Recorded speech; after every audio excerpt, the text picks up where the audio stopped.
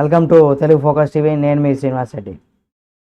ఏదైతే పెహల్గామ్ ఉగ్రదాడికి సంబంధించి జరిగిందో దానికి సంబంధించి ఇప్పుడు మరొక బ్రేకింగ్ న్యూస్ మనం చెప్పుకోవచ్చు. కొలంబో ఎయిర్పోర్ట్లో పోలీసులు తనిఖీలలో భాగంగా భారత నిఘా వర్గాల సమాచారంతో సోదాలు నిర్వహించినటువంటి పోలీసులకి 6 అనుమానితులు కూడా పెహల్గామ్ దాడిలో సంబంధం ఉన్నట్టుగా కూడా అనుమానం కలిగింది.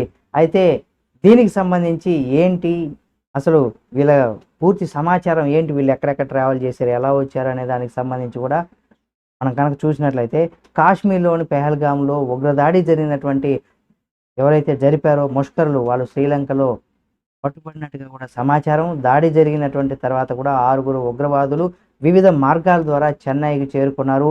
అక్కడి నుంచి విమానంలో శ్రీలంకలోని కొలంబియా చేరుకున్నారు.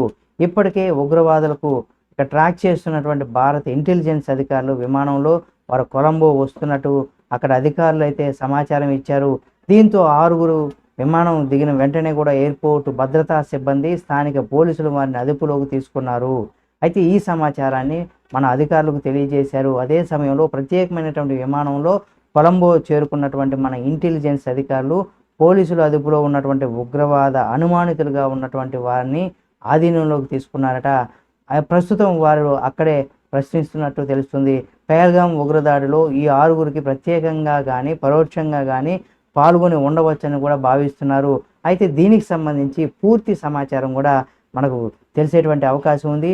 దీనికి సంబంధించి మరింత సమాచారాన్ని కూడా మీ ముందుకు తీసుకొస్తుంది మన తెలుగు ఫోకస్ టీవీ ఛానల్. కాబట్టి సబ్స్క్రైబ్ చేసుకొని పక్కనే ఉన్నటువంటి బెల్ బటన్ ఒకటి మాత్రం మర్చిపోకండి.